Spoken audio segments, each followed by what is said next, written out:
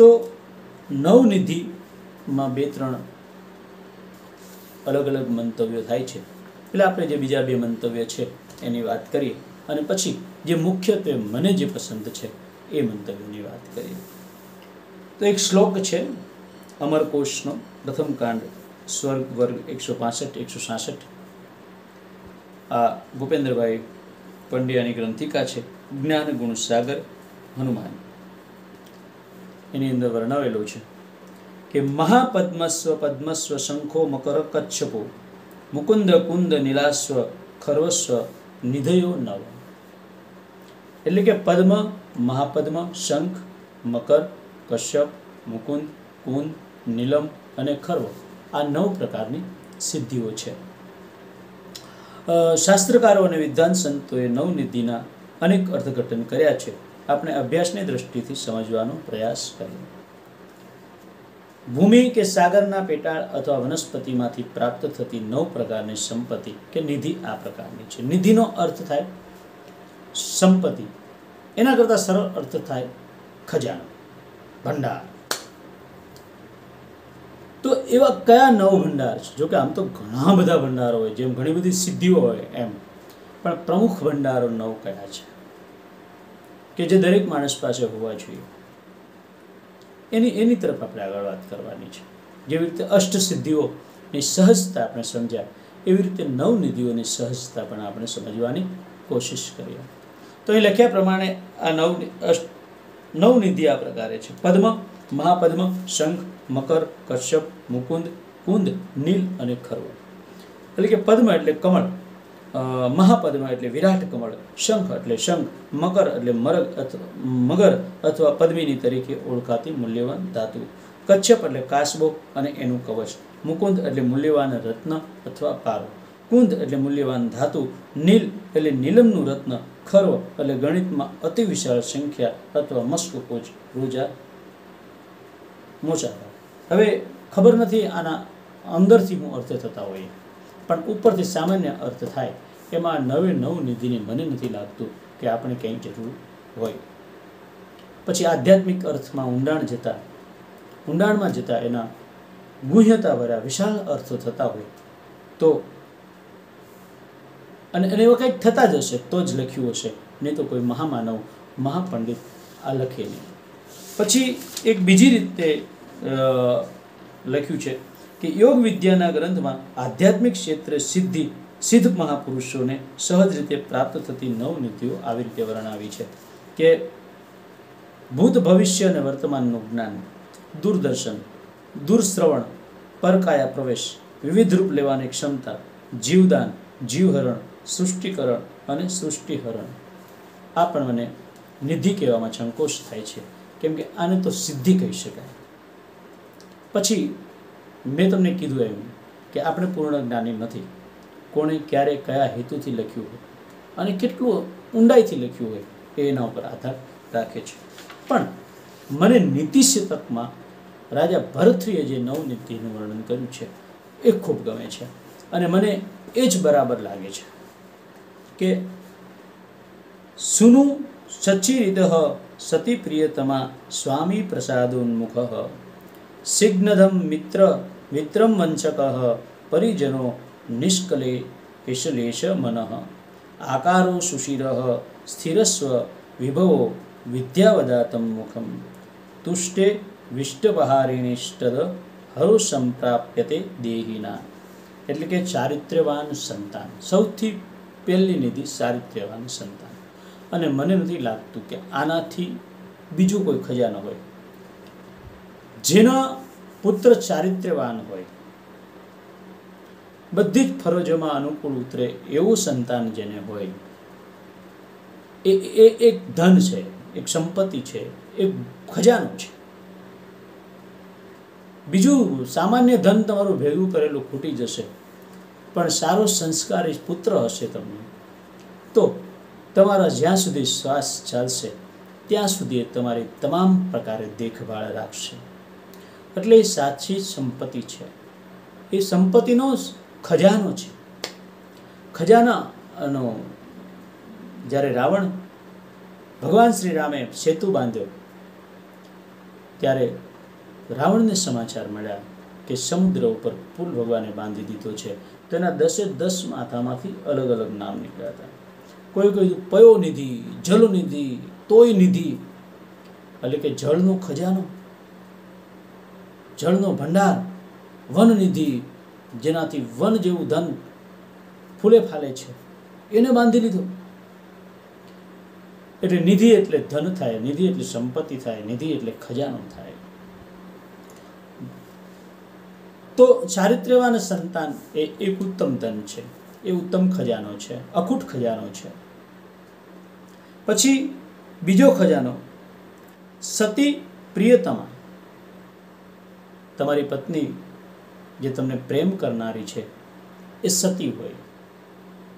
તમારી પત્ની અને એમાંય પાછી સતી, સત્યના માર્ગ ઉપર ચાલનારી હોય, દરેક ફરજોને સમજીને ચાલનારી હોય, તમને પ્રિય, તેમને પૂર્ણ રૂપે પ્રેમ કરતી હોય.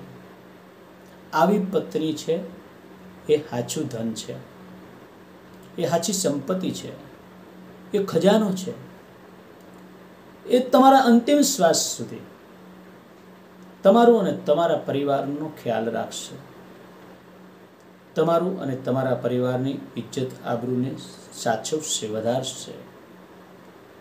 તમારા અંતિમ શ્વાસ સુધી તમારા આરોગ્યનો ખ્યાલ રાખશે.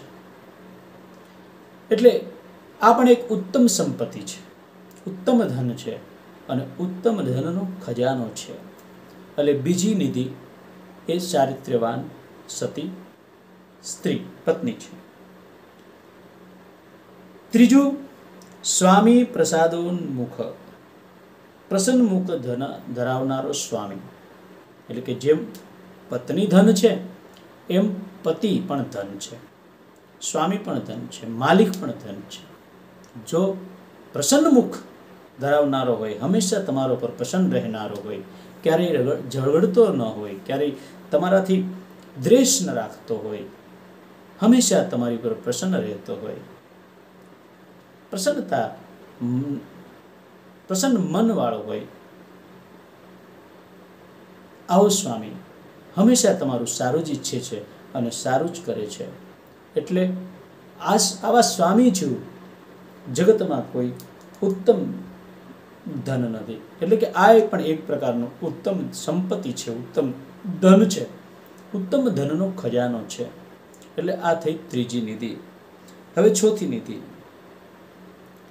સ્નેહપૂર્ણ મિત્ર, સ્નિગ્ધમ મિત્ર વંચક.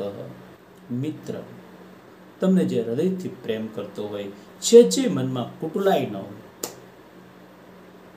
તમને દિલથી જે ચાહતો હોય, હંમેશા તમારું સારું ઈચ્છતો હોય, એ ક્યારેય તમારું ખરાબ નહીં કરે. એ હંમેશા સારા ખરાબ સમયમાં તમારી પાસે આવીને ઊભો રહેશે. કદાચ સારા સમયમાં દૂર હશે પણ તમારા સંકટ સમયે તમારી નજીક આવીને ઊભો રહેશે. એટલે આવો મિત્ર પણ એક ઉત્તમ પ્રકારની સંપત્તિ છે, ઉત્તમ પ્રકારનું ધન છે, ઉત્તમ પ્રકારનો ખજાનો છે.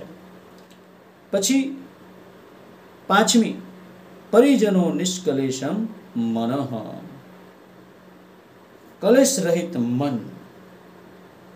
મિત્ર અને પરિજનો તમને જે પ્રેમ કરતા હોય એ, અને હવે તમારું મન. આગળની નિધિમાં મિત્રની સાથે પરિવારજનોની પણ વાત કરી કે જે તમને પ્રેમ કરતા હોય એવો મિત્ર અને પરિવારજનો એ ઉત્તમ પ્રકારનું ધન છે, ઉત્તમ પ્રકારની સંપત્તિ છે. એટલે 1, 2, 3, 4. હા, પછી વિશ્વાસુ અને પ્રમાણિક સેવક. તમને બરોબર એકદમ તમને જેના ઉપર વિશ્વાસ બેસી જાય એવું ચારિત્રવાન સેવક હોય તમારો, જે સેવક તમારું હંમેશા ભલું ઈચ્છતો હોય અને પ્રમાણિક હોય, કોઈ પણ પ્રકારનો એનામાં કપટ ન હોય, ઈમાનદાર હોય. આવો સેવક પણ એક પ્રકારનું ધન છે, એક પ્રકારની સંપત્તિ છે, એક પ્રકારનો ધનનો ખજાનો છે. કેમ કે મેં જોયું છે કે એક સેવક ઉપર માણસ આખી જિંદગી તરી જાય છે, પ્રામાણિક સેવક મળે તો. અને એમાં ઘણા બધા સેવકો હોય, એની તો વાત જ પૂછો. એટલે આ પણ એક ધન છે, એક સંપત્તિ છે, એક ખજાનો છે. પછી કલેશ રહિત મન, જેનું મન બિલકુલ કલેશ વગરનું હોય. જો મનમાં કલેશ હોય તો આગળની બધી જ નિધિઓ ખતમ થઈ જાય. કેમ કે મનમાં જ જો કલેશ હોય તો સંતાન પ્રત્યે પણ તમે કચકચ કર્યા કરો, સંતાન ઉપર તમે વધારે અપેક્ષા રાખો અને સંતાનને તમે કંઈક ને કંઈક આમ તેમ પેદા કરો, તો ચારિત્રવાન સંતાન પણ એક વખત મજબૂર બનીને તમને છોડી શકે છે. ચારિત્રવાન સતી પત્ની હોય તો પણ તમે એને કચકચ કર્યા કરો, તમે એનામાં કંઈક ને કંઈક ઉણપ કાઢ્યા કરો, કંઈક ને કંઈક આમ તેમ કર્યા કરો, તમને તમારું મન જ સ્થિર ન હોય, તમને એમાં જ કલેશ ભર્યો હોય અને તમે બીજાના ચારિત્ર ઉપર શંકાઓ કર્યા કરો કે મને બીજાની પત્નીઓને જોઈને તમે એમ કહો કે મને આવી પત્ની મળી નહીં, મને આવું થયું નહીં, બીજાની પત્નીઓ આમ કરે છે તો મારી પત્ની આમ કેમ નથી કરતી. આવા બધા કલેશો મનની અંદર તમારી સતીવ્રતા પત્નીને પણ તમારાથી દૂર કરી દે છે. અને કદાચ આવો સ્વામી હોય તો પણ તમારું મન કલેશવાળું હોય તો એ તમારાથી દૂર થઈ જાય છે. મિત્ર અને પરિવાર પણ તમારાથી દૂર થઈ જાય છે. એટલે કલેશ વગરનું મન જે છે, જે વિશ્વાસ બીજા આપણા સેવકો ઉપર, આપણી પત્ની ઉપર, આપણા સ્વામી ઉપર, આપણા મિત્રો ઉપર જે વિશ્વાસ રાખીને બિલકુલ સંશય ન કરીને સ્થિર મન રાખે છે, તો આવું સ્થિર મન ઉત્તમ પ્રકારની સંપત્તિ છે, ઉત્તમ પ્રકારનું ધન છે, ઉત્તમ પ્રકારનો ખજાનો છે. અને પછી સ્થિર વૈભવ, આકર્ષક વ્યક્તિત્વ, એની પહેલા આકર્ષક વ્યક્તિત્વ કે જેનું વ્યક્તિત્વ એકદમ સૌમ્ય છે, ખોટું બોલવું નહીં, ખોટો વિવાદ કરવો નહીં, હલકી મશ્કરી કરવી નહીં, ખોટા કોઈના વાંધા વસકા કાઢવા નહીં, સર્વ પ્રત્યે સહાનુભૂતિ અને પ્રેમ ભાવ રાખવો, સત્યની સાથે ચાલવું, આવું જે એક વ્યક્તિત્વ છે, આવું જે એક વ્યક્તિત્વ છે ને આકર્ષક વ્યક્તિત્વ કહી શકાય. અને આવું વ્યક્તિત્વ છે એ તમને તમામ પ્રકારના સુખો આપે છે, તમારા તમામ પ્રકારના માન સન્માન જળવાઈ રહે છે, તમારા બધા જ કાર્યો સહજતાથી આવા વ્યક્તિત્વ તમને કરાવે છે, વ્યક્તિત્વના પ્રભાવે થાય છે. એટલે આકર્ષક વ્યક્તિત્વ પણ એક પ્રકારની સંપત્તિ છે, એક પ્રકારનું ધન છે, એક પ્રકારનો ખજાનો છે, ઉત્તમ પ્રકારનો ખજાનો છે. અને સ્થિર વૈભવ, જે વારસાગત રીતે પ્રાપ્ત થઈ હોય એવું સંપત્તિ, એવો વૈભવ કે જે આજ લોનના હપ્તા કહેવાય છે ને કે ભાઈ લોન ઉપર બધું લીધું હોય, વૈભવ વસાયો હોય, ગાડી લીધી, સોફા લીધા, બંગલો લીધો, બધું આ તે, અને કાલ કદાચ સમય વિપરીત થાય તો એ બધું જતું પણ રહે. અથવા તો કોઈ એવા ધંધા કર્યા કે જલ્દી સંપત્તિ આવી જાય અને વળી કાલ પાછું એનો પર્દાફાશ થાય અને એ જ બધી સંપત્તિ જૂની હોય એ પણ સાથે લઈ જાય, તો એને અછળ, એને ચલિત વૈભવ કહેવાય. પણ સ્થિર વૈભવ એને કહેવાય જે નીતિથી કમાયેલું હોય, નીતિથી પ્રાપ્ત કરેલું હોય, ઈશ્વરે જે સહજતાથી આપ્યું છે એને સ્વીકારેલું હોય, વારસાગત રીતે પ્રાપ્ત થયેલું હોય. પછી આપણા જે સંસ્કારો જે અંદર છે એને સાચવી રાખવાના, એ સંસ્કારોને આધીન હોય બધું. આવા બધા વૈભવોને સ્થિર વૈભવ કહે છે. આ સ્થિર વૈભવ પણ એક ખજાનો છે કે જેનો ક્યારેય નાશ થતો નથી. એ વૈભવમાં તમે આજીવન જીવી શકો છો. અને પછી છે વિદ્યાથી અને તેજથી શોભતો ચહેરો. તમારામાં બધા જ પ્રકારના જ્ઞાન હોય, બધું જ તમે સમજતા હોય, અને છતાંય બધું વ્યવહાર પ્રમાણે તમે ચાલતા હોય, ક્યાંય પણ ડાયા ન થતા હોય, તમારી ફરજથી વધીને વધારે પડતું, એટલે કે ઘણા કહે છે ને આપણે ભાષામાં દોઢ ડાયા ન થતા હોય, એકદમ દેશી ભાષામાં જ્યાં જેટલી જરૂર હોય એટલું જ પીરસતા હોય, અને બધું જ જ્ઞાન ભરેલું હોય. એવા ચહેરાને વિદ્યાના તેજથી ચમકતો ચહેરો કહેવાય, શોભતો ચહેરો કહેવાય. આ એક સંપત્તિ છે, આ એક નિધિ છે, આ એક ખજાનો છે. સાંસારિક કષ્ટોના નિવારક એવા શ્રી હરિ સંતુષ્ટ થઈને આશીર્વાદ આપે તો જ આ નવનિધિની પ્રાપ્ત થાય છે.